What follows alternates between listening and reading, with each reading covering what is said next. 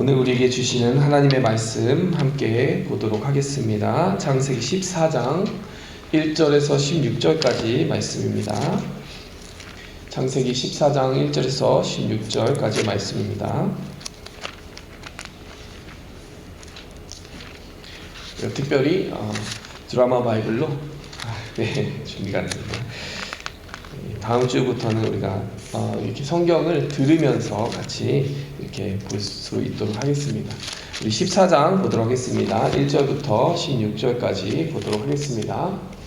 당시에 시날 왕 아므라벨과 엘라살 왕 아리옥과 엘람 왕 그돌라오멜과 고임 왕 디다리, 소돔 왕 베라와 고모라 왕 비르사와 아드마 왕 시납과 스보임 왕 세메벨과 벨라 곧 소알 왕과 싸우니라. 이들이 다 시딤 곧자기 곧 지금의 여매에 모였더라. 이들이 12년 동안 그돌라오멜을 섬기다가 제13년에 배반한지라. 제14년에 그돌라오멜과 그와 함께한 왕들이 나와서 아스드롯 가르나임에서 르바 족속을, 함에서 수수 족속을, 사웨 기랴다임에서 엠 족속을 치고 호리 족속을 그 산 세일에서 쳐서 광야 근방 엘바란까지 이르렀으며, 그들이 돌이켜 엠미스밭 곧 가데스에 이르러 아말렉 족속의 온 땅과 하사손다말에 사는 아모리 족속을 친지라. 소돔 왕과 고모라 왕과 아드마 왕과 스보임 왕과 벨라 곧 소알 왕이 나와서 시딤 골짜기에서 그들과 전쟁을 하기 위하여 진을 쳤더니, 엘람 왕 그돌라오멜과 고임 왕 디달과 시날 왕 아므라벨과 엘라살 왕 아리옥 네 왕이 곧 그 5 왕과 맞서니라. 시딤 골짜기에는 역청 구덩이가 많은지라. 소돔 왕과 고모라 왕이 달아날 때에 그들이 거기 빠지고 그 나머지는 산으로 도망하매 네 왕이 소돔과 고모라의 모든 재물과 양식을 빼앗아 가고 소돔에 거주하는 아브라함의 조카 롯도 사로잡고 그 재물까지 노략하여 갔더라. 도망한 자가 와서 히브리 사람 아브라함에게 알리니 그때에 아브라함이 아모리 족속 마므레의 상수리 숲을 근처에 거주하였더라. 마므레는 에스골의 형제요 또 아넬의 형제라. 이들은 아브라함과 동맹한 사람들이더라. 아브라함이 그의 조카가 사로잡혔음을 듣고 집에서 길리고 훈련된 자 318명을 거느리고 단까지 쫓아가서 그와 그의 가신들이 나뉘어 밤에 그들을 쳐부수고 다메섹의 편 호바까지 쫓아가 모든 빼앗겼던 재물과 자기의 조카 롯과 그의 재물과 또 부녀와 친척을 다 찾아왔더라. 아멘. 성도 여러분, 아브라함의 인생을 두고 우리가 아브라함이 누구냐라고 할 때 아브라함의 삶의 기억이 나는 그 한 하이라이트들을 꼽아보라 라고 이야기한다면 주로 성도 여러분의 그 머릿속에 떠오르는 그 장면들은 어떤 장면들입니까? 창세기 12장에 우리는 많이 생각이 나요. 너의 본토 친척 아비집을 떠나서 내가 너에게 보여줄 땅으로 가라. 그 명령 듣고 믿음대로 순종하였기 때문에 우리는 아브라함을 믿음의 자손, 믿음의 후손, 믿음의 조상 이렇게 이야기하지 않습니까? 믿음으로 그 길 걸어갔기 때문에 믿음의 조상이 되었어요. 모든 믿음으로 말미암아 하나님의 자녀된 사람들의 조상이 되었어요. 그리고 그로 말미암아 많은 믿음의 후손들이 일어나게 되었습니다. 그런가 하면은 우리가 아브라함의 인생 가운데 하이라이트로 꼽는 또 장면은 자기 아들 이삭을 제물로 이렇게 번제로 바쳐 드리는 그 장면을 우리는 보면서 아브라함의 인생에 참 중요한 장면이다라고 이해를 합니다. 하나님의 그 이해할 수 없을 그 명령에 순종하는 그의 모습을 보면서 그의 믿음이 정말 부르심에 응답하면서 시작되어서 어떠한 부르심에도 응답할 수 있는 완성의 단계까지 나아간 것을 우리는 보게 됩니다. 근데 아브라함이 그렇게 믿음의 사람으로 빚어져가는 과정들이 있잖아요. 그것이 쉽게 이루어지진 않더라고요. 우리가 보통 생각할 때는 뭐 이렇게 부르심 받아서 이렇게 완성형의 그 믿음을 나타낼 때까지 아브라함이 그저 그렇게 그냥 살았으리라고 생각하기 쉽지만 75세에 부름받은 그가 100세에 이르기까지 믿음의 훈련을 받았어야 하는 그런 과정들이 있다는 것을 우리가 흔히 생각하지 않습니다. 그래서 창세기 14장의 이야기가 우리에게 좀 생소할 때가 많아요. 설교를 통해서도 이 14장의 이야기를 잘 들어보지 못하는 경우가 많고, 또 14장을 우리가 읽을 때 그냥 전쟁이 일어났고 아브라함이 참전해서 이기고 승리했구나, 뭐 이 정도로 정리하고 우리가 빠르게 그 14장을 넘어가는 경우가 많습니다. 하지만 우린 14장을 놓쳐서는 안 돼요. 왜냐하면 우리 믿음의 사람을 믿음의 사람답게 세우는 일에 하나님이 영적인 싸움을 허락하시는데 그 믿음의 훈련장을 빼놓고 우리가 믿음의 성장을 이야기할 수 있겠냐라는 거예요. 이 부분은 우리에게 많은 답을 주는 겁니다. 우리 인생 가운데 하나님의 자녀로 부름받았다라고 하는데 하나님 왜 이렇게 전쟁 같은 일이 일어납니까? 뭐 전쟁에 참전해서 전쟁을 경험한 우리 성도 여러분들도 있지만 그렇지 않더라도 충분히 고통스러운 일들이 참 많아요. 사느냐 죽느냐의 문제를 가지고 정말 절체절명의 위기 가운데 이 이민 생활을 꾸려 나오신 우리 성도 여러분들의 이야기가 숱하게 많을 것이라고 생각이 듭니다. 그 이야기들 다 펼쳐놓으면 정말 얼마나 많은 눈물과 그런 얼룩진 이야기들이 있겠습니까? 때로는 후회가 있고 회한이 있고 넘어짐이 있고 또 달콤한 승리가 있고 정말 많은 그런 첩첩산중의 고난들을 이겨나가면서 하나님의 사람들이 이렇게 하나님의 사람다워지는 과정을 거쳤다라고 하는 것이에요. 전쟁 없는 삶은 없습니다. 모두가 전쟁과도 같은 그런 고난의 순간을 맞이하고 또 주님과 함께 동행하기 힘쓰면서 주님 안에서 새롭게 빚어져 가는 그런 우리가 되어가고 있는 것입니다. 우리가 그 영적 싸움에서 어떻게 싸우게 하시는 하나님을 마주치고 또 그 하나님과 함께 어떻게 동행할지에 대해서 우리가 싸우게 하시고 이기게 하시는 하나님이라고 하는 말씀의 제목 가지고 하나님 앞에 나아가 우리 말씀 듣도록 하겠습니다. 첫 번째로요, 하나님께서는 회개한 자에게 영적 전쟁에서 승리할 넉넉한 힘과 권세를 주십니다. 우리에게 영적인 싸움이 허락이 됩니다. 영적인 싸움을 싸워야만 합니다. 자, 그런데 그냥 아무나 가서 그 영적 싸움을 싸우고 이기는 것이 아니에요. 하나님께서는 회개한 사람에게 그 싸움을 이길 수 있는 힘과 능력을 허락해 주십니다. 오늘 13절에서 16절 말씀 함께 보면 자 이렇게 전합니다. 도망한 자가 와서 히브리 사람 아브라함에게 알리니 그때에 아브라함이 아모리 족속 마므레 상수리 숲을 근처에 거주하였더라. 마므레는 에스골의 형제요 또 아넬의 형제라. 이들은 아브라함과 동맹한 사람들이더라. 지금 아브라함이 있는 곳이 어디입니까? 베델과 아이 사이 근처에 그 중간에 장막을 쳤고 제단이 있었고 하나님을 예배한 자리에 다시 돌아왔다고 했잖아요. 그곳에서 하나님이 넉넉한 힘을 주셨어요. 함께 그 힘을 모아갈 수 있는 믿음의 동역자들을 허락해 주셨고 주변 민족들까지도 감화 감동하여서 아브라함과 함께 지금 동행하고 있는 것을 보게 됩니다. 이 13절에 보니까 이미 아브라함이 하나님의 그 약속과 언약이 성취되어져 가는 것을 많이 경험하고 있어요. 하나님이 많은 힘을 허락해 주고 계십니다. 자, 그런데 아브라함이 그의 조카가 사로잡혔다는 것을 14절에 들었다라고 하는 소식이 보입니다. 그래서 집에서 길리고 훈련된 자 318명을 거느리고 단까지 쫓아가고 있어요.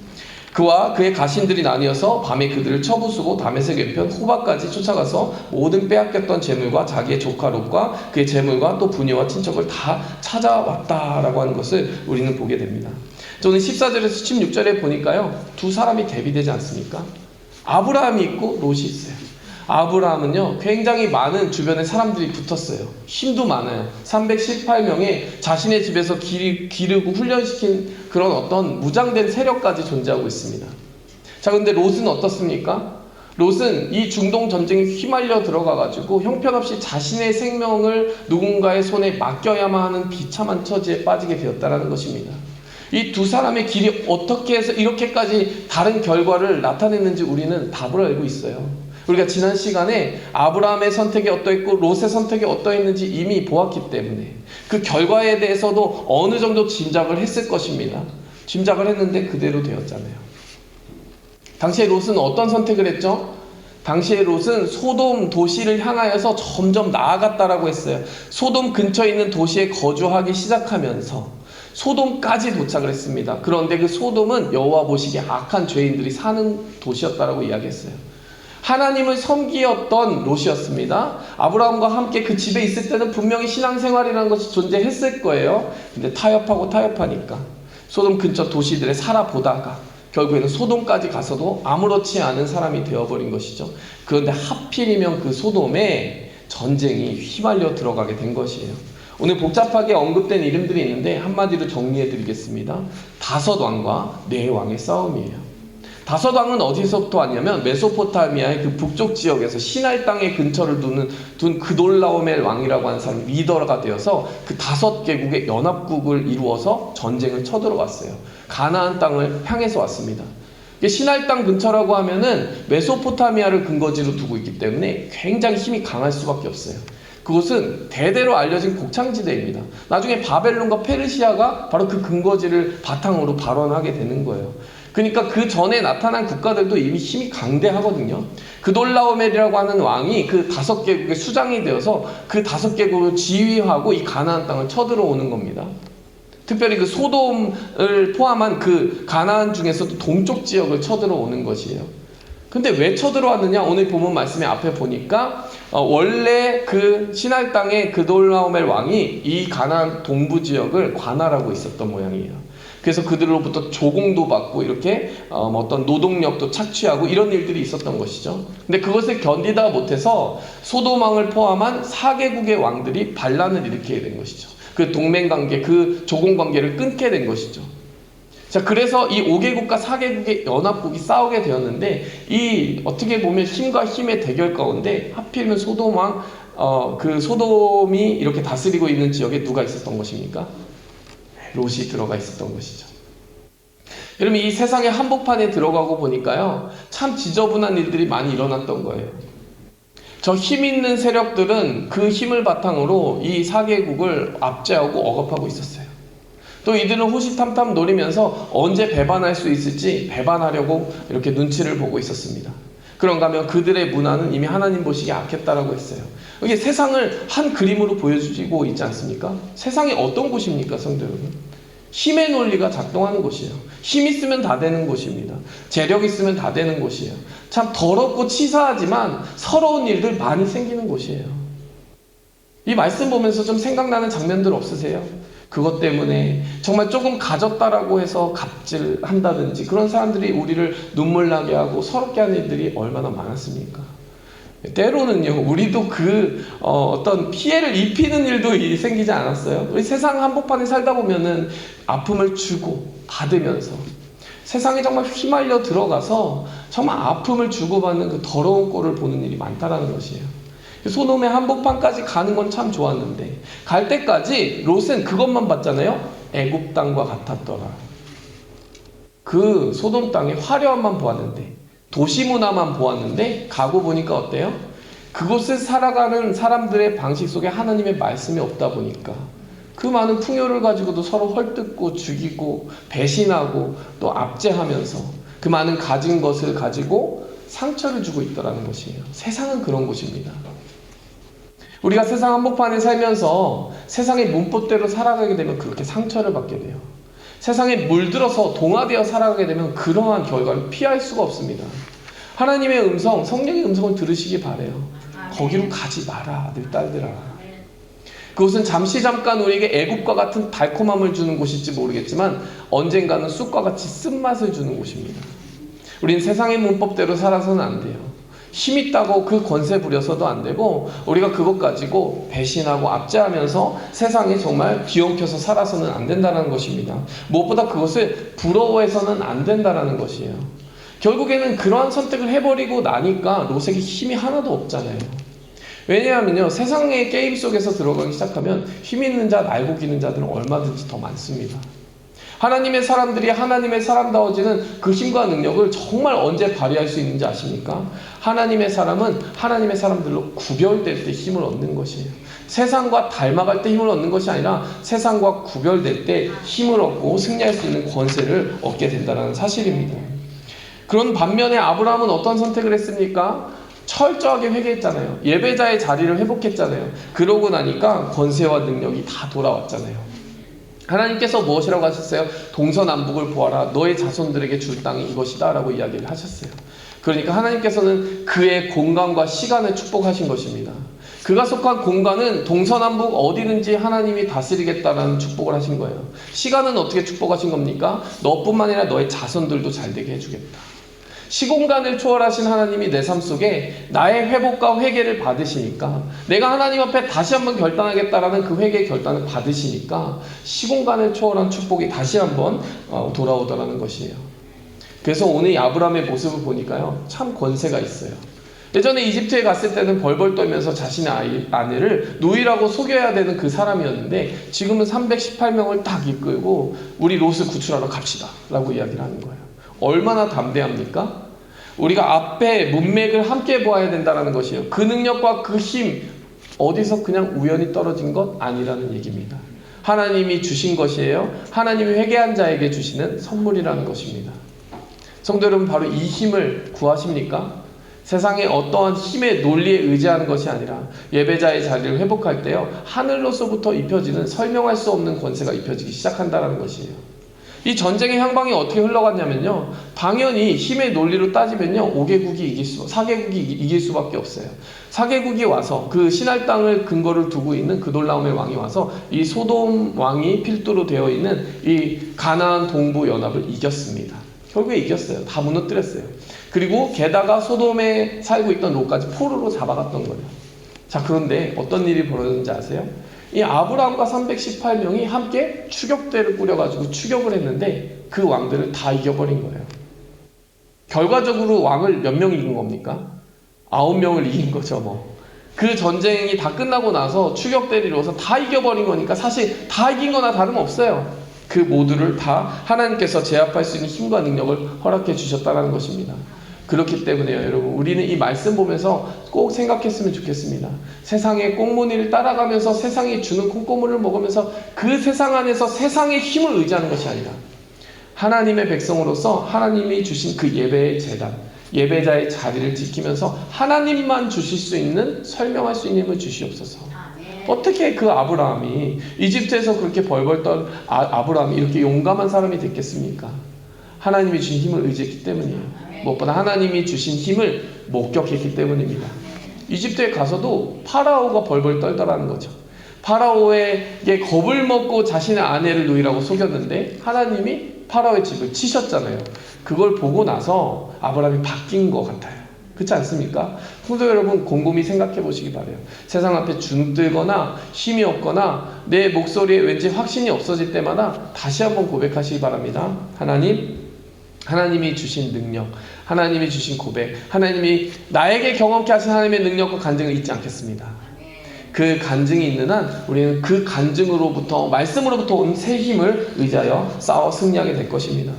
그래서 우리는 철저히 하나님께 돌아가는 회개를 해야 돼요. 그럼 회개가 무엇이냐? 이것 좀 정리하고 갈까요? 성도 여러분, 회개가 무엇이냐라고 누가 묻는다면 회개가 무엇이라고 답하시겠습니까? 아주 간단한 질문이지만 우리가 때로는 어려움을 겪을 때가 있어요. 정리가 되어야 되는 거죠. 회개는 돌아가는 것이다, 이렇게 답할 수 있습니다.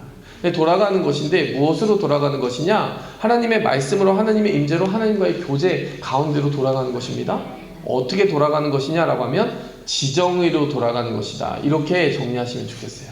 지정의로 돌아가는 게 무엇입니까? 머리로, 생각으로 돌아가는 것이에요. 회개는 생각부터의 변화가 필요합니다. 그리고 감정의 변화가 필요합니다. 마지막으로 의지의 변화가 필요해요. 이거 한번 곰곰이 묵상하고 이렇게 곱씹어볼 필요가 있습니다. 생각이 달라져야 된다는 것은 무엇입니까? 세상에 살아가는 그 문법을 탈피해서 생각해야 된다는 것이에요. 그러려면 하나님의 생각이 들어와야 됩니다. 하나님의 생각이 들어오려면 하나님의 말씀이 들어와야 돼요. 세상이 살아가는 방식은 어떠한 방식이라고 했습니까? 육의 자랑을 가지고 살아가는 그런 방식이라고 했어요. 그러나 하나님의 말씀을 의지한 사람은 그 생각부터가 하나님을 위하게 되어 있고 하나님으로부터 말미암게 되어 있습니다. 자, 그래서 우리가 회개해야 된다는 것은 생각으로부터 벌써 말씀에 부딪힐 때 이걸 바꿔야 되겠다는 생각을 하나님이 생각으로부터 주세요. 성도 여러분, 말씀에 도전을 받으십니까? 생각에 이렇게 변화가 오십니까? 하나님 역사하고 계신 거예요. 그러나요, 거기서 멈추면 안 됩니다. 우리가 때로는 나 무엇이 죄인지 알아, 무엇이 잘못인지 알아 하고서 그냥 무덤덤할 때도 있지 않습니까? 왜 무덤덤해요? 무감동하기 때문이에요. 그냥 그럴 수도 있지, 그냥 생각하고 말아요. 그것을 하나님이 해결하고 받으시겠어요? 그것이 우리를 변화시키겠습니까? 우리가 그 다음에 변화시켜야 되는 것은, 변화되어야 하는 것은 하나님의 마음으로 우리의 감정이 뜨거워져야 된다는 것이에요. 하나님의 그 감정이 부어질 때, 하나님의 감동이 부어질 때 우리는 말씀 앞에 눈물을 흘리기도 하고, 뜨겁게 사랑하지 못했던 우리가 사랑하기도 하고, 용서하지 못했던 그 누군가를 용서할 수 있는 힘이 감정에서부터 부어지기 시작하는 것입니다. 그래서 깨닫기도 하고 감정으로도 느꼈어요. 근데 거기서 끝입니까? 누군가는요, 눈물 열심히 흘려놓고 똑같은 죄 또 짓더라고요. 무엇도 변해야 돼요? 의지도 변해야 돼요. 삶의 내용도 변해야 돼요. 성경 공부에서 아는 것은 많아졌어요. 지식의 변화가 생겼어요. 그런데 냉담하면 안 돼요. 아는 것이 많아졌으면 뜨거워져야 됩니다. 근데 뜨겁고 눈물 흘리고 그냥 털고 나오면 안 돼요. 또 아는 것도 많아졌고 뜨거워져졌으면 의지도 바뀌어야 된다는 거예요. 하나님이 거기까지 갔을 때 너의 회개는 진실한 회개다 인정하시는 것이지, 아는 것 많다고 회개라고 안 하세요. 느끼는 것 많았다고 회개라고 안 하세요. 알고 느꼈으면 변화돼야지. 여기까지 요구하시는 거예요. 이것을 전인격적 변화라고 합니다. 전인격이 무엇이에요? 지정의라는 거예요. 그래서 회개라는 그 용어, 돌아가다라는 것은 단순한 말이 아닌 것입니다. 하나님, 말씀으로 내 생각을 새롭게 하옵소서. 그런데 알기만 하지 말고 뜨겁게 감동되게 하옵소서. 근데 감동되고 눈물을 흘렸으면 그의 걸만을 뒤따르는 행함의 변화가 있게 하옵소서. 이 결단이 있기를 원합니다. 성도 여러분, 일주일에 한 번 말씀은 듣습니다. 그러나 우리에게 하나님이 보시는 그 장면은, 우리의 삶 속에서 보고자 원하시는 것은 저 문을 열고 나갔을 때예요. 우리가 알게 된 것, 느끼게 된 것, 그것으로 어떻게 살아갈 것인지에 대해서 우리의 행함의 변화로서 끝까지 돌이킨 모습을 보여주기 원합니다. 하나님은 그것을 보기 원하세요. 아브라함에게 그것이 있었고, 그래서 능력 있는 사람의 모습이 나타났다는 것입니다. 이어서 우리가 보기 원해요. 이 아브라함의 삶 속에서 보기 원합니다. 두 번째로요, 하나님이 주신 힘은 이웃을 위해서 싸우는 자에게 주어지는 것입니다. 그 사람에게 바로 이김과 승리의 능력이 부어지게 된다는 것이에요. 오늘 13절 말씀해 보니까 도망한 자가 와서 히브리 사람 아브라함에게 알리니, 그때 아브라함이 아모리 족속 마므레의 상수리 숲을 근처에 거주하였더니, 마므레는 에스골의 형제요 또 아넬의 형제라. 이들은 아브라함과 동맹한 사람이었더라. 지금 보니까요, 이 아브라함에게 주변에 사람들이 많은데 이 사람들이 꼭 믿는 사람들은 아닌 것 같아요. 그렇죠? 그런데 아브라함과 이미 좋은 관계를 맺어왔기 때문에 그들과 함께 아브라함이 이렇게 동맹한 모습을 보고 있습니다. 자, 14절에 보니까 아브라함이 그의 조카가 사로잡혔음을 듣고 집에서 길리고 훈련된 자 318명을 거느리고 단까지 쫓아가요. 이게 북부에 있는 지역입니다. 우리가 브엘세바에서 단까지라는 표현이 성경에 자주 등장하는데, 이스라엘의 최북단이 단이고 최남단이 브엘세바입니다. 그러니까 단까지 단숨에 치고 올라간 거예요. 그래서 15절에 보니까 그의 가신들이 나뉘어 밤에 그들을 쳐부수고 다메섹 왼편 호바까지 쫓아갔다라고 나옵니다. 그리고 16절에 보니까 모든 빼앗겼던 재물과 자기 조카 롯과 그의 재물과 부녀와 친척을 다 찾아왔어요. 자, 아브라함에게 한번 물어봅시다. 이 장면에 가서 당신은 왜 이 전쟁에 참전했습니까? 라고 물으면 뭐라고 답할까요? 저들이 나를 침략했기 때문이다 라고 말하겠습니까? 아니에요. 아브라함이 살던 이 지역, 지금 여기 보면 마므레 상수리 나무 근처는 이 연합국의 침략이 없었던 지역이에요. 그러니까 사실 이기적으로 생각하면 어떻습니까? 가만히 있으면 돼요. 가만히 있으면 내 그 가사는 아무런 피해가 없어요. 자, 그런데 지금 누구 때문에 참전한 것이에요? 14절에 보니까 조카가 사로잡혔음을 듣고 참전하게 되었다. 한번 질문해 볼까요? 이 조카가 아브라함에게 어떤 존재입니까? 소중한 존재겠죠. 권력이겠죠. 자, 그런데 왜 지금 같이 살고 있지 않습니까? 왜냐하면 조카가 떠났잖아요. 사실은 떠날 때 좋게 떠났나요? 별로 좋은 소식이 아니었어요. 사실 그 아브라함의 종들과 목자들과 롯의 목자들이 서로 다투기 시작했어요. 그래서 어떻게 보면은 삼촌하고 같이 이렇게 한 배를 타고 믿음의 길을 걸어가다가 이탈한 거예요. 삼촌, 저 더 이상 같이 못 살겠어요. 저는 제가 이렇게 갈랍니다. 저도 독립하겠습니다. 이렇게 한 거잖아요. 그러면 사실 서운할 수 있습니까? 없습니까? 서로 서운한 관계로 헤어졌다라고도 충분히 볼 수 있어요. 아브라함의 입장에서 조카가 조금 서운할 수도 있거든요. 왜냐하면 아브라함이 왜 굳이 조카 롯을 데려왔겠습니까? 자기 나이는 많고 이 타지 생활을 하는데 서로 의지하면서, 어떻게 보면 아브라함이 더 의지하고 싶었던 마음이 있는 것 같아요. 이렇게 의지하고 싶었던 모양인데 롯이 떠나가 버렸으니까 나름대로는 좀 서운한 마음이 있을 수 있지 않습니까? 그런데 보니까 이 아브라함이 지금 롯을 구출하는 작전에 이렇게 투입될 때, 자신이 이제 앞장설 때 그런 기색이 전혀 없잖아요. 죽기 살기로 가서 싸우는 거예요. 318명이다 뭐 이렇게 말하는데 그 숫자 많아 보이세요? 성도 여러분 어떻게 생각하십니까? 그러니까 5개국과 4개국의 그 싸움이 있었다라고 했는데 그들이 모아서 싸운 병력이 300명보다 최소한 많지 않겠어요? 별것 아닌 그 병력이에요. 한 집에서 모으기에는 대단한 병력인지 몰라도 사실 따지고 보면 객관적으로 그렇게 많은 숫자는 아닙니다. 그런데 어쩌면 서운함과 상처를 주었을지도 모르는 롯을 구출하기 위해서 자신이 가진 모든 힘을 끌어모아서 죽을지 살지도 모르는 그 전쟁에 이렇게 뛰어든다? 이것은 롯의 그 마음 속에 성품이 참 훌륭하다라는 것을 보여주는 것이에요. 하나님이 기뻐하시는 희생의 자세가 있다는 것을 보여주는 것입니다. 어쩌면 사서 고생하는 거예요. 하나님 주신 마음 때문에 그런 것입니다. 싸움이 없는 인생이 복되다라고 보통 우리는 생각하는데요. 이런 싸움이라면 전 좀 부러운 것 같아요. 어떤 싸움입니까? 누군가를 위해서 안 싸워도 되는데 이렇게 하나님의 마음으로 싸울 수 있는 거.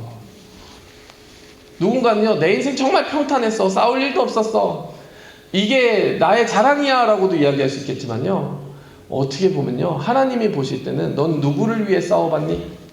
너는 누구를 구해봤니? 너의 손으로 가서 너의 입으로 전도한 사람 누구니? 네가 위해서 중보기도 한 사람 누구니? 라고 할 때 없는데요. 저 자신만을 위해 살았습니다. 제 인생의 모든 싸움은 저 자신을 위한 것이었습니다 라고 한다면 그것이 우리에게 얼마나 안타까운 마음을 주겠어요. 근데 우리는요, 우리 신앙인의 모습 속에서 하나님이 이 아브라함의 모습을 참 기뻐하실 거라는 것을 염두해야 된다는 거예요. 싸움이 없는 인생을 부러워하지 맙시다. 내 인생 안 싸워도 될 만큼 충분히 평안하지만 어쩌면 엑스트라 마일을 더 가야 될 수도 있어요. 나는 괜찮아, 나는 안정됐지만 저 사람 치열하게 싸우는 저 전쟁터에 내가 가서 손을 보태고 싶어. 나는 안 싸워도 되지만 저 사람 때문에 나도 함께 싸워줄래 라고 하는 그 마음까지 있다면 하나님 그것까지 요구하지 않으시겠어요? 우리가 창세기 12장이 다시 떠오르는 거예요. 아브라함 부르실 때 뭐라고 하셨습니까? 내가 너에게 복을 주리라. 근데 하나님이 거기까지 말씀하셨으면 모르겠는데 근데 너는 복이 되리라라고 하셨잖아요. 복이 되려면요, 내 싸움만 싸워서는 안 돼요. 누군가에게 복이 된다는 것, 내 복만 받는 것 앞부분까지는 그냥 내 싸움만 싸우는 거예요. 근데 누군가 복이 된다는 것, 누군가에게 복이 되기 위한 삶을 산다는 것은 누군가를 위한 싸움을 기꺼이 싸운다는 것을 의미하는 것입니다. 사실 우리 성도 여러분의 그 모습들을 보면은, 삶을 보면 얼마나, 이건 내 싸움이 아닌데 싸워야 되는 싸움이 얼마나 많았겠습니까? 내 자녀들 때문에라도 우리 성도 여러분들이 인생생활 하시면서 자녀들을 위해서 얼마나 치열하게 싸우셨어요. 다 듣지 않아도 정말 선이 보입니다. 몇 마디를 듣더라도 다 알아요. 하나님은 그 모든 싸움들의 눈물을 다 알고 계십니다. 그리고 그 자녀들의 삶 속에서 많은 열매로 나타나게 하실 거예요. 물론 나는 최선을 다했지만 그 최선을 다한 것에 비해서 자녀들이 여전히 고통받고 있으면 참 마음이 아플 거예요. 그러나 아브라함을 통해 롯을 건져주신 것처럼 하나님이 반드시 때가 되었을 때 하나님의 승리를 그들에게 주시기를 기도했으면 좋겠습니다. 내 힘으로만 싸우는 것이 아니라 하나님 도와주세요. 저는 318명밖에 없습니다. 그런데 이것 가지고 될까요? 기도하는 거예요. 내가 정말 다 건져낸다고 생각하지 마시고요. 성도 여러분, 성도 여러분들이 이렇게 손 뻗어서 건져내야 되는 사람들에게 하나님의 손이 임하게 해달라고 기도해 주세요. 성도 여러분의 자손들을 향하여서 또 일터에 있는 사람들을 위하여서 그렇게 기도하실 때 하나님이 싸워주실 것입니다. 하나님이 능력 주실 것입니다. 더 나아가서 먼저 희생하며 우리가 나아갔으면 좋겠어요. 희생한다는 것은 무엇입니까? 정말 내가 치르지 않아도 되는 값을 치러가면서 그 사람을 건져내는 그 노력을 하는 것이에요. 저는 응답기도회 보면서 참 늘 은혜를 받아요. 이번 주도 응답기도회를 참석했는데 그 이름, 성도 여러분들의 이름을 한 이름 다 부르시면서 또 그 자리에 있는 성도님들이 기도할 때 이건 엑스트라 마일이거든요. 자기 기도 제목만 가지고 기도하는 성도들도 많아요. 그런데 이곳에 와서 함께 기도한다는 것은 얼마나 하나님이 기뻐하실까 저는 생각하고, 또 우리 목사님 통해서 그 사역들이 계속 이어져 간다는 것이 하나님의 큰 기쁨이 된다는 것을 저는 압니다. 그래서 우리가 나는 무슨 희생을 해야 될까라고 생각할 때 뭐 금전적인 것도 있을 수 있고 시간도 있을 수 있고 에너지도 있을 수 있지만 제일 좋은, 정말 가장 간단하고 기본적이지만 가장 파워풀한 희생이 뭔지 아십니까? 기도하는 겁니다. 기도하는 게 쉬운 줄 아세요? 아니잖아요. 해보면 아시잖아요. 나를 위해서 기도하는 건 술술 나옵니다. 내 자녀 위해서는 술술 기도 나와요. 그런데 하나님의 사람으로 엮어주신 나의 동료들을 위해서 기도하는 것, 교회를 위해 기도하는 것, 일터를 위해 기도하는 것, 아틀란타를 위해 기도하는 것, 그 기도가요 사실 생각보다 어렵잖아요. 근데 하나님이 마음 주셨으면 하나님 주신 마음 따라서 한번 기도의 범위를 넓혀보자는 거죠. 복 주신 사람인지 어떻게 아시는지 아십니까? 하나님께 복 많이 받는 사람은 기도에 담는 그릇이 이만해요. 더 크다라는 얘기입니다. 그 사람의 기도에 정말 숱한 사람들, 정말 상관도 없는 사람들 이름이 뭐 주룩주룩 달려있는 거예요. 그 싸움 싸우고 가면 하나님이 기뻐하실 줄 믿습니다. 또 적용해 볼 수 있는 것은 우리 이웃을 상하게 하는 그런 싸움은 싸우지 맙시다. 세상 사람들은 그렇게 싸워요. 배신합니다. 압제합니다. 이런 싸움 많이 싸운다는 거예요. 그러나 구하고 살리는 그 싸움을 사랑한다면 하나님이 기뻐하실 줄 믿습니다. 더 나아가요. 이 싸움 싸운다라고 하는 것은요, 참 복된 일인 것이 누군가에게 간증을 주는 싸움이에요. 왜 그렇습니까? 318명은 하나님의 능력을 목격했을 거예요. 아브라함이 같이 싸우자라고 하니까 싸웠는데요, 아마 두렵고 떨렸을걸요. 우리가 저 왕들, 저 훈련된 군사들과 어떻게 싸웁니까? 아마 이렇게 반신반의하면서 318명이 갔을 거예요. 그런데 그들이 싸우고 나니까 하나님의 살아계심을 보지 않았겠습니까? 318명은 확실한 믿음을 얻었습니다. 더 나아가요, 아브라함과 동맹했다라고 하는 그 많은 사람들, 아까 언급한 그 이름들, 형제들이 다 하나님의 능력을 경험했을 거예요. 누군가에게 간증을 줄 수 있다는 것입니다. 믿음의 싸움을 싸우는 사람은요, 하나님의 많은 사람들을 하나님께로 인도하는 그런 축복을 누리게 된다는 것이에요. 우리가 그 능력으로 나아가기 원하고 그 믿음으로 나아가기 원합니다. 또 우리가 마지막으로 기억하기 원하는 것은 하나님께서는 공동체를 세우는 싸움을 싸워 이기게 하십니다. 오늘 전쟁이 일어났으니까 전쟁에 가서 싸웠잖아요. 그런데요, 한번 생각해 보면요, 갑자기 그 사람들이 어디서 튀어나와가지고 아브라함을 도운 게 아니더라고요. 저는 이 점에서 어떤 점에 묵상을 하면서 은혜를 받았냐면, 아브라함이 미리 준비했다라는 것에 은혜를 받았어요. 길리고 훈련된 318명이 없었으면 이 싸움 이겼겠습니까? 아이고 싸우고 싶어, 구하고 싶어. 그런데 사람이 없으면 돼요? 아니잖아요. 아브라함의 그 승리는요, 아브라함의 전쟁은 그 전쟁의 순간 그때만 있었던 것이 아니에요. 그 전쟁을 준비하기 위해서, 전쟁이 일어날 줄은 몰랐겠지만 그 전쟁에 싸울 수 있는 역량을 준비했는데요, 그 역량, 아브라함의 가장 큰 무기를 한마디로 하자면 공동체예요. 공동체. 성도 여러분, 하나님께서 우리를 혼자 싸우라고 하셨겠어요? 에베소서에 보면은 하나님의 교회는 정말 이 세상을 향한 하나님의 영적 충만이 가득한 하나님의 비밀이라고 했습니다. 그래서 에베소서 6장을 보면요, 하나님께서 영적 전쟁 이야기하실 때요, 자 6장 10절부터 보면 너희가 주 안에서와 그 힘의 능력으로 강건해지고, 우리가 잘 아는 말씀입니다. 마귀의 관계를 능히 대적하기 위해 하나님의 전신갑주를 입으라. 우리의 씨름은 혈과 육을 상대하는 것이 아니요 통치자들과 권세들과 이 어둠의 세상 주관자들과 하늘의 영을 상대하는 것이다 라고 이야기하면서 전신갑주를 이야기를 하는데, 진리로 허리띠, 의의 호심경, 평안의 복음에 준비한 것으로 신을 신고 믿음의 방패를 들고 능히 악한 자의 모든 불화살을 소멸하고 구원의 투구와 성령의 검 하나님의 말씀을 가지라. 모든 기도와 간구를 하되 성령 안에서 기도하고 이를 위하여 깨어 구하기를 항상 힘쓰며 여러 성도들을 위하여 구하라 라고 하였는데, 이 말씀 자체가요, 내가 갖춰야 될 믿음, 말씀 이런 걸 이야기하는 것뿐만이 아니라 교회라고 하는 픽처를 보여주고 있다는 거예요. 왜 그런지 아십니까? 구원의 투구도 있고 방패도 있고 띠도 있고 신발도 있고 검도 있는데요, 그리고 의의 흉배도 있는데 한 가지 없는 게 있어요. 등을 가리는 게 없잖아요. 등은 어떻게 보호합니까? 등은 내 등 뒤에서 함께 싸우는 성도들이 같이 지켜주는 거예요. 나 혼자 싸우면 등은 지킬 수 없어요. 오늘 이 에베소서에 그 많고 많은 전신을 감싸는 무기 중에서 왜 유독 등을 감싸는 무기가 없느냐? 내 등은 성도들이 지켜주는 것이기 때문에 그래요. 그래서 6장 18절에 보면 기도와 간구를 하되 성령 안에서 기도한다. 누군가 나를 위해 기도할 수 있다면 그 사람 복된 사람 아닙니까? 그 등 뒤를 지켜주는 기도의 힘을 믿고 삶의 그 정말 치열한 싸움을 싸워 이길 수 있지 않겠습니까? 더 복된 사람은 누군지 아세요? 기도를 많이 받는 사람이 아니라요, 기도를 많이 해주는 사람이 하나님 보시기에 훨씬 복된 사람이에요. 저 사람 때문에 저 많은 정말 영혼들이 그 등을 보호받고 있다면 정말 하나님 보시기에 네가 제일 복된 사람이다 이렇게 이야기하지 않으시겠습니까? 그래서 이 아브라함의 주변에는요, 믿음의 공동체가 단단히 서 있었다는 사실이에요. 318명이나 있었습니다. 더 나아가서 누가 있었습니까? 정말 믿지도 않았던 사람들이 감동해서 같이 싸웠어요. 그 사람들 저는 제일 궁금합니다. 동맹을 맺었다라고 했는데 사실 아브라함이 전쟁에 나가자고 할 때 내 조카 구하러 갑시다 라고 얘기했는데 당신 조카 구하러 가겠습니다 라고 얘기했잖아요. 이게 어떻게 된 일입니까? 믿지도 않는 사람이고 혈연으로 연결된 것도 아닌데 단순히 동맹을 맺었다라고 하기에는 정말 그 위험한 전쟁에 가는 것이 이해가 잘 안 되잖아요.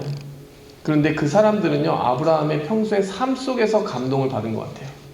하나님의 사람으로서 많은 향기를 베풀면서 보여주면서 살았기 때문에 그 믿지 않는 사람들까지도 감화감동돼서 한 커다란 울타리가 되고 공동체를 이루게 된 것이에요. 그래서 하나님의 사람들은요, 하나님의 사람으로서 살아가면 갈수록 그 주변에 공동체가 단단해집니다. 성도 여러분의 그 신앙생활의 영적 건강도 계속 점검해 보셔야 돼요. 내가 얼마나 공동체에 이렇게 확고하게 뿌리를 내리고 있느냐. 나는 얼마나 기도의 그 시줄과 날줄로서 내 주변의 신앙의 동료들과 함께 엮여져 있는가. 내 기도에 성도 여러분이 내 기도 속에 언급되는 성도의 숫자가 몇 명이나 되는가. 그것을 통해서 우리의 신앙의 건강을 이렇게 체크해 볼 수 있는 시금석이 있다는 사실입니다. 그게 다 공동체에 대한 이야기예요. 성도 여러분, 기도 제목 드리는 겁니다. 우리 새축복 교회를 위해서 기도해 주세요. 그게 나랑 무슨 상관이야 뭐 이럴 수도 있어요. 나는 내 신앙생활 하기 위해서 내 유익 받기 위해, 내 은혜 받기 위해 교회 오는 거지, 교회는 나랑 분리되어 있는 거지, 이렇게 생각하면 성경적이지 않다라는 거예요. 성경은 무엇을 말합니까? 너와 나는 분리될 수 없다라는 거예요. 우리는 함께 가족 되었다라는 것이. 우리가 왜 형제라고 하고 자매라고 합니까? 우리가 뭐 주민등록 등본 떼면 형제 자매입니까? 아니죠. 예수 그리스도의 한 피 안에서 한 아버지 섬기면서 너와 나는 피보다 더 진한 예수 그리스도의 보혈의 끈으로 엮여져 있다, 이 고백하는 거잖아요. 그 고백으로 살다 보면요, 내가 교회를 위하고 내가 성도들을 위해서 기도한 그것이 다 돌아옵니다. 그 교회가 나를 거꾸로 지켜주는 든든한 울타리가 되어 있다는 사실을 언젠가 발견하게 되는 거예요. 말씀을 맺도록 하겠습니다. 우리가 하나님의 사람으로서요, 싸움을 이렇게 피할 수가 없어요. 믿음의 사람들에게는 항상 영적인 싸움이라는 것이 존재합니다. 네, 하나님께서는요, 철저하게 회개하고 하나님의 말씀에 돌아간 자들에게 그 능력을 주신다는 사실을 고백하시기 바랍니다. 어느샌가 내게 영적인 힘이 희미해져 가고 있다면 우리는 돌아보아야 됩니다. 하나님, 제가 돌이켜야 되는 부분이 있나요? 하나님, 새롭게 말씀으로 의지해야 되는 부분이 있나요? 하나님, 그것을 붙잡겠습니다. 두 번째로, 하나님은 이웃을 위해 싸우는 그 우리의 전쟁의 치열한 싸움을 기뻐하세요. 아브라함은 싸우지 않아도 되는 싸움을 싸웠습니다. 성도 여러분, 이번 일주일간 나 말고, 내 가족 말고 누군가를 위해서 한번 기도해 보시기 바랍니다. 하나님은 그 기도를 기다리고 계세요. 마지막으로, 싸움이 벌어지고 나서 싸우는 게 아니라 평소에 공동체를 세워가야 됩니다.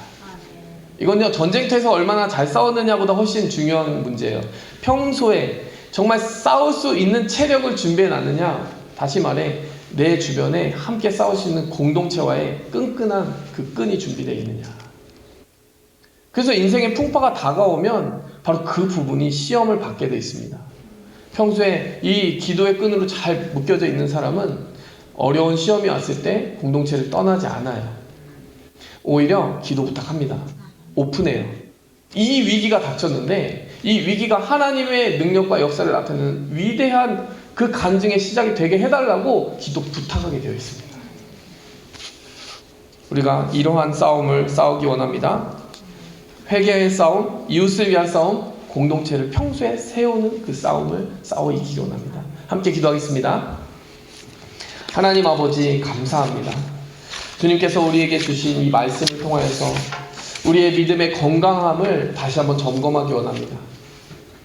아브라함에게 일평생 여러 싸움이 있었지만 이처럼 자신이 싸우지 않아도 되는 그 싸움에 고귀한 심령을 가지고 누군가를 구원하는 마음을 가지고 희생하며 싸우고 말씀으로 싸우고 공동체를 세우며 싸우고 정말 하나님께 회개한 심령으로 싸운 이 모습들을 우리가 닮아가게 도와주시옵소서. 그가 보여준 많은 믿음의 성숙들이 바로 이러한 선택을 통하여서 연그러져 나갔던 열매와 결과라는 것을 우리가 잊지 않게 도와주셔서 하나님, 우리도 역시 아브라함과 함께 동일한 은혜로 붙들림 받고 쓰임 받게 도와주시옵소서. 예수 그리스도의 이름으로 감사하며 기도했습니다. 아멘. 네, 이 시간 준비한 예물 드리시면서 헌금 찬송 부르며 나가도록 하겠습니다. 413장입니다.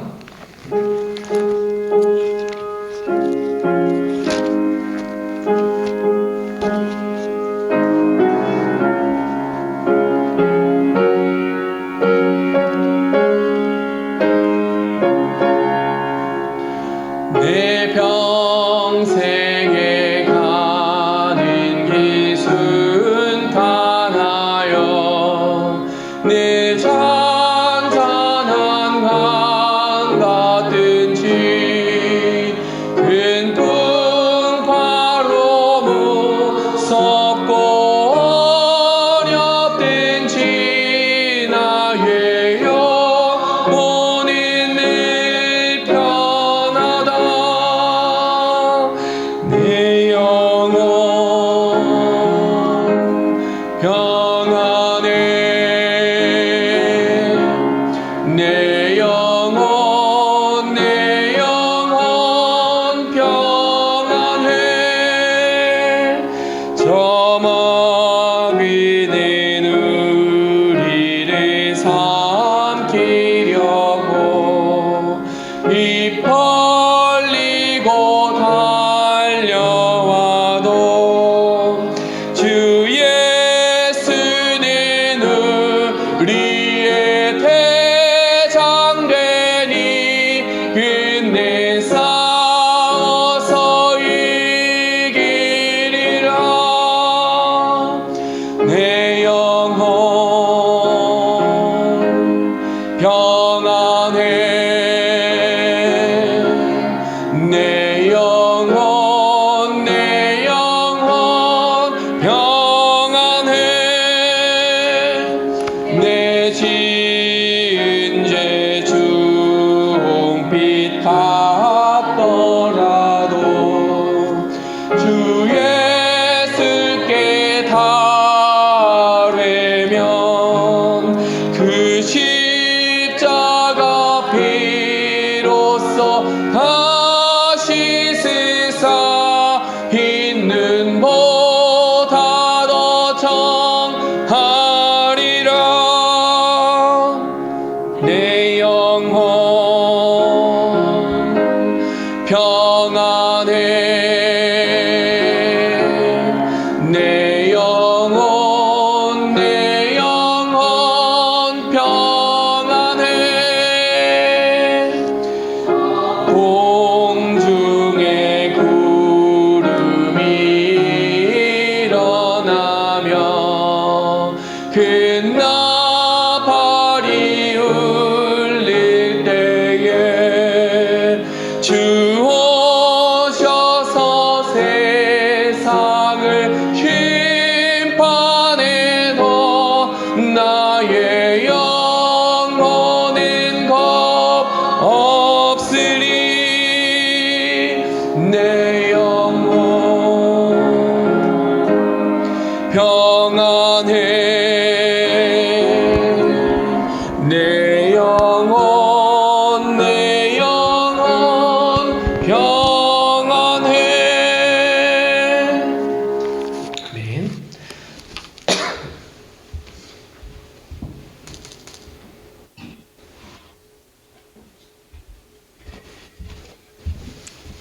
하나님 아버지 감사합니다. 오늘 우리에게 주신 하나님 그 은혜에 우리가 눈을 맞추고 살아가며 우리에게 주신 그 어떤 물질도 또 축복도 건강도 주님으로 말미암지 않은 것이 하나도 없다는 고백을 하나님이 헌금과 함께 헌물과 함께 주님께 올려드립니다. 하나님, 우리가 주인 되어 살아가지 않습니다.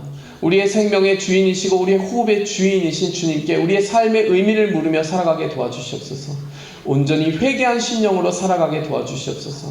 주님이 부르신 자를 건지고 구하는 일에 엑스트라 마일을 갈 수 있는 그러한 삶을 살아가게 도와주시옵소서. 또한 그러므로 말미암아 많은 사람들을 주님께 함께 이끌고 가는 복된 인생 살아가게 도와주시옵소서. 우리의 물질이 바로 그러한 복된 일에 쓰이게 하여 주시옵소서. 예수 그리스도의 이름으로 이 모든 헌물을 주님께 올려드리며 기도하였습니다. 아멘. 이 시간 말씀 기억하면서 우리 통성으로 몇 가지 기도 제목 가지고 기도하도록 하겠습니다. 우리 오늘 말씀을 생각할 때에 돌아가야 될 부분이 없습니까? 혹시 우리의 삶 가운데 너무나 정말 하나님 앞에 무너졌던 예배로 인하여 우리의 영적인 능력이 소진되고 있음을 알면서도 나도 모르게 습관과 관성과 타협으로 인하여 그 예배를 너무 멀리 떠났던 것, 혹시 우리의 마음 가운데 돌아볼 부분이 없습니까? 십자가 멀리 떠났던 우리에게 이 시간 성령께서 부르십니다. 돌아와라, 돌아와라. 탕자가 돌아왔을 때요, 아름다운 옷을 입혀주셨고 그에게 살찐 송아지를 잡아 식탁을 준비하셨고 인장 반지를 이렇게 끼워주시면서 그 모든 잃었던 권세를 회복시켜 주셨던 것이 바로 아버지의 마음이었다라고 하나님은 이야기하십니다. 예배의 자리에서 회복하시기 바랍니다. 우리에게 권세의 옷을 입혀주시고 인장 반지 끼워주실 때에 그 권세를 회복하라, 능력을 회복하라 이야기하시는 주님의 음성 이 시간 받아들면서 주님 돌아옵니다, 회개합니다, 돌이킵니다, 받아주셔서 기도하겠습니다. 주여, 주여, 주여. 하나님께서 이 시간 함께하여 주시옵소서. 주의 성도들을 아브라함을 이끄시는 그 따뜻한 손, 따뜻한 인도하심으로 회복시켜 주셨던 것처럼 하나님 만져주시옵소서. 하나님 붙들어 주시옵소서. 하나님 새롭게 하여 주시옵소서. 하나님께서 모든 성도들이 아브라함의 마음으로 하나님 잠시 이탈하였다가도 하나님 다시 한번 그 예배 추억이 있는 곳, 하나님과의 만남의 뜨거운 첫사랑의 그 기억이 있는 곳을 향하여서 묵묵히 발걸음 옮기게 도와주시옵소서. 그 십자가 사랑 떠나서 살 수 없다고, 그 사랑 배신하며 살 수 없다고 주님 앞에 뜨겁게 고백하며 다시금 마음을 내어놓고 살아가게 도와주시옵소서. 내가 너를 위하여 십자가에 피를 흘렸는데 너는 어디에 있었느냐 말씀하실 때에 하나님 피눈물을 흘리면서 우리를 품어주시는 그 인자하고 넉넉한 하나님의 음성 들으며 회복하게 도와주시옵소서. 세임없게 도와주시옵소서. 주여, 시간 이어서 기도하기 원합니다. 내 인생 넉넉하고 평안하면 그걸로 된 것입니까? 아닙니다. 엑스트라 마일 가라고 하십니다. 더 기도할 제목이 있다고 하십니다. 저 옆에서 무너지고 쓰러져서 그 인생의 싸움에서 약탈당한 롯을 위하여, 내 인생에 붙여주신 그 롯을 위하여 기도해야 된다고, 너도 그 싸움터에 뛰어들라고 말씀하십니다. 너의 싸움 없는 것으로 족한 은혜가 아니다. 그 엑스트라의 에너지를 가지고, 그 너에게 여분의 힘을 가지고 318명을 가지고 그 싸움을 싸우라 이야기하십니다. 성도 여러분의 삶 가운데 무너져 내리고 사단에게 약탈당하고 있는 롯은 없습니까? 정말 한 명도 없습니까? 아닐 것이에요. 이 시간 우리의 마음과 심령을 일깨우셔서 성령께서 떠오르게 하시는 그 얼굴을 기억하시기 바랍니다. 그 이름을 붙드시기 바랍니다. 내일처럼 기도하시기 바랍니다. 그는 나의 형제요 자매입니다. 이 시간 함께 그 얼굴을 위해 기도하도록 하겠습니다. 주여, 주여. 하나님께서 우리에게 붙여주신 롯과 같은 하나님 그 인물들을 위하여서, 하나님 그 믿음의 동료들을 위하여서 하나님 정말 우리가 싸움을 더 싸우겠습니다. 우리가 걸어갈 길을 더 걸어가겠습니다. 하나님이 붙여주신 그 사람들을 하나님 그저 흘려보내지 않겠습니다. 하나님 우리에게 붙여주신 사람으로 알고 하나님 귀히 여기고 하나님 그의 싸움에 동참하겠습니다. 하나님 우리 새축복교회 그 기도가 뜨겁게 불타오르게 도와주시옵소서. 나만을 위한 기도로 멈추지 않게 도와주시고 우리의 기도가 엑스트라 마일의 기도가 되게 하여 주시옵소서. 하나님 열방을 품는 기도가 되게 하여 주시옵소서. 교회 전체를 품는 기도, 아틀란타를 품는 기도, 하나님의 나라를 품는 기도가 되게 하여 주시옵소서. 마지막으로 기도하기 원합니다. 하나님은요 평소에 잘하자라고 이야기하세요. 싸움이 벌어졌을 때 부랴부랴 그때 모기를 갈고 닦을 수 있는 것이 아닙니다. 하나님의 사람은 평소에 준비하는 것이 있습니다. 그것은 공동체입니다. 인생의 위기가 찾아왔을 때 비로소 그것을 깨닫게 되는 것입니다. 교회 없이 살아갈 수 없어요. 하나님이 그리스도의 몸이라고 이야기하신 것은 몸과 몸이 분리될 수 없는 것처럼, 몸으로부터 지체가 찢어지면 그 자체가 죽음인 것처럼, 너는 내 몸에 싹 달라붙어서 그 몸을 세우고 그 몸 안에서 안식하라고 이야기하시는 것입니다. 새축복교회를 생각하시기 바랍니다. 아끼고 사랑하시기 바랍니다. 그 교회가 여러분의 생명입니다. 그 교회가 예수 그리스도의 몸입니다. 그 교회 안에서의 생명이 풍성할수록 여러분도 건강해질 것입니다. 이 시간 교회를 위해 함께 뜨겁게 기도하겠습니다. 주여, 주여. 하나님, 주님의 말씀으로 아버지 하나님 이곳을 채워주시옵소서. 성령의 감화감동으로 채워주시옵소서.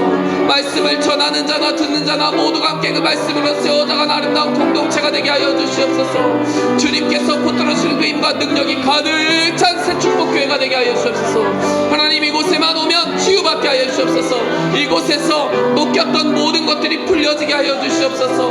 하나님, 주님께서 주시는 생명의 말씀이 선포될 때 하나님 믿음으로써 아버지 하나님께 나아갈 그 계단이 준비되고 예수 그리스도의 그 피와 보혈의 공로함과 능력을 새롭게 함으로 말미암아 우리가 다시 한번 하나님께 붙들림 받을 아버지 하나님 그 능력과 회복이 바로 이 새축복교회에 있게 도와주시옵소서. 아버지 하나님, 아틀란타 땅에 많은 방황한 영혼들 하나님께서 붙여주시옵소서. 주여, 역사하여 주시옵소서. 주여.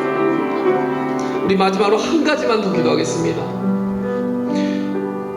이 아브라함에게 마므레를 붙여주신 이유는 그 믿지 않는 영혼들까지도 위하셨던 것입니다. 마지막으로 기도할 때 아틀란타에 많은 방황하는 영혼들을 우리 새축복교회에 보내주시옵소서. 우리가 말씀으로 양육하고 세우기 원합니다. 그리고 많은 자들의 영혼을 구원하기 원합니다. 전도하기 원합니다. 그렇게 쓰임받게 해달라고 기도하겠습니다. 주여, 주여. 하나님, 복음이 확산되게 하여 주시옵소서. 복음의 능력으로 일어나는 군사들이 이곳에서 큰 함성을 외치게 도와주시옵소서. 그 기도에 정말 힘있게 그 기도의 줄을 붙잡으며 하나님께 쓰임받게 도와주시옵소서. 하나님, 우리만 생각하지 않게 도와주시옵소서. 아틀란타를 생각하게 도와주시옵소서. 무너지고 신음하며 아파하고 상처받은 많은 영혼들이 이곳에서 복음을 듣게 하여 주시옵소서. 그 복음으로 건짐을 받게 하여 주시옵소서. 그 복음으로 구원받게 하여 주시옵소서. 아버지가 누구인지 알게 하여 주시옵소서. 아버지의 자녀로 거듭나게 도와주시옵소서. 아버지의 자녀로 행복을 누리게 도와주시옵소서. 아버지의 자녀로 치유를 받게 도와주시옵소서. 아버지의 자녀가 되어서 그 영혼의 따뜻한 봄날을 맞이하게 도와주시옵소서. 아버지, 이곳에 함께하여 주시옵소서. 이곳이 너의 집이다라고 하나님, 이곳에 오는 모든 사람들에게 바로 이곳이 너의 집이다라고 하나님 그 성령의 따스한 음성으로 그들을 초대하여 주시고 회복시켜 주시옵소서. 하나님 아버지, 감사합니다. 오늘 이 기도를 다 받아 주시옵소서. 하나님, 우리가 이 아틀란타 땅 전체를 하나님 덮은 기도로 나아가게 도와주시옵소서. 예수 그리스도의 이름으로 기도하였습니다. 네. 교회 소식 나누도록 하겠습니다. 우리 지난주에도 새로 오신 분들이 있습니다. 우리 미라엘 선교회 하현지 간사님 잠깐 방문하셨었고요. 우리 정우호 청년 함께 오셔서 예배 드리셨었습니다. 우리 또 4월달 부활절에 세례를 받는 일이 있을 텐데요. 세례자 교육이 있습니다. 그래서 신청해 주시면 같이 그 교육을 받으실 수 있고 또 세례를 받으실 수 있습니다. 새가족반은 곧 시작하게 됩니다. 지금은 이제 새가족반을 안 하고 있었는데 이제 서서히 모든 것이 자리 잡혀가고 있기 때문에 이제 토요일 오전에 새가족반을 이제 열 예정입니다. 3주간의 보통 과정으로 진행이 되는데 복음의 기초들을 정말 핵심 있게 변증적으로 전하는 그런 방식입니다. 우리 그리고 조지아텍과 에모리 캠퍼스를 지금 다녀왔는데 그 지난주에는 조지아텍을 다녀왔고 그 전주에는 에모리 캠퍼스를 다녀왔습니다. 주중에 캠퍼스 성경 공부를 통하여서 이렇게 성경 공부가 좀 더 확장될 수 있는 기회가 있기를 바라면서 다녀왔습니다. 그래서 많은 영혼들을 그냥 찾아오기만 기다리는 것이 아니라 정말 그 영혼들을 찾아 나서는 그런 엑스트라 마일의 에포트를 그런 노력을 그런 헌신을 하기 위한 하나의 선택인데 이것이 다가 아니라 정말 많은 전도의 기회를 힘있게 붙드는 제가 되기 원하고 또 우리 모두가 되기 원합니다. 식사 친교 후에 성경 공부 나눔이 이제 시작이 되는데요. 주보에 이제 끼어져 있는 그 말씀의 부분들, 이제 대지가 들어있고 질문이 있어요. 그 질문을 다 훑을 필요는 없지만 우리가 말씀을 들으면서 어떻게 보면 생각나는 것들이 있거든요. 내 삶에 이렇게 떠오르는 점들인데 그것을 같이 나누면요 굉장히 풍성해집니다. 아, 이게 나만 느낀 것이 아니었구나. 이 부분을 내가 적용하는 것을 듣고 누군가가 은혜 받을 수도 있어요. 그 사람의 결단과 의지 때문에 그 사람이 새 힘을 얻을 수도 있어요. 성경 공부라고 하는 것은 지식을 쌓는 그것보다도 훨씬 중요한 것이 말씀을 인격적으로 마주치는 시간입니다. 그리고 그것을 테이블 위에 가져오는 거예요. 그럼 파틀럭을 하는 것처럼 잔치가 벌어지는 겁니다. 나 혼자 묵상한 건 이만큼인데 많은 사람들의 그 묵상을 같이 나누게 되면요 6인분, 7인분 같이 먹고 가는 거예요. 그래서 성경 공부 부담스럽게 여기지 마시고요.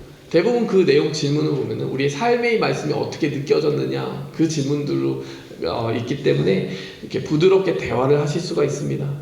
그래서 그 대화를 나누시기 바라고요. 식사를 하고 나서 그 테이블에 있는 분들하고 그냥 자연스럽게 대화하시면 될 것 같아요. 우리가 점차적으로 조직을 하게 되면은 우리가 셀이라고 하든지 구역이라고 하든지 이렇게 같이 나눔을 할 수 있는 그룹을 이렇게 만들려고 합니다. 퍼머넌트리 만들려고 하는데 지금으로서는 일단 이렇게 시작을 하는 것으로 하고 점차 우리 체질이 이렇게 318명을 훈련시키고 길리는 것처럼 우리가 평소에 세워가는 그 체질이 정말 강해져 가게 해달라고 바라보고 그 비전을 붙들기 원합니다. 지금 인스타그램과 페이스북을 오픈을 했는데요. 우리 쓰시는 성도 여러분도 있고 아닐 수도 있는데 안내를 해드립니다. New Blessing Church라고 이렇게 검색을 하면 나옵니다. 이것은 또 요즘 이걸 보면서 이렇게 오는 사람들도 많기 때문에 이렇게 지금 만들었고요. 사실 웹사이트만 보아도 그 웹사이트에 이제 많은 사진들이 올라와 있고 또 업데이트가 되고 있습니다. 성도 여러분들께서 많이 사용해 주시고요. 오늘 친교는 박승철 집사님, 박윤희 전도사님 가정에서 섬겨주십니다.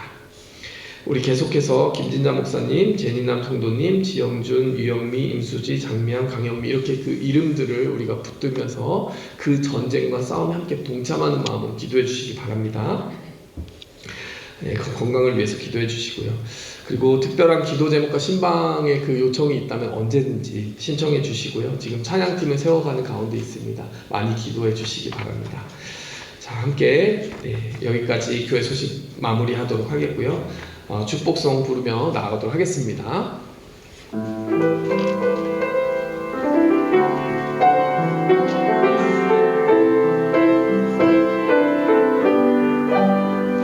너는 택한 족속이요 왕 같은 제사장이요 거룩한 나라 하나님의 소유된 백성 너의 영혼 우리 볼 때 얼마나 사랑스러운지 너의 영혼 통해 큰 영광 받으신 하나님을 찬양 오 할렐루야.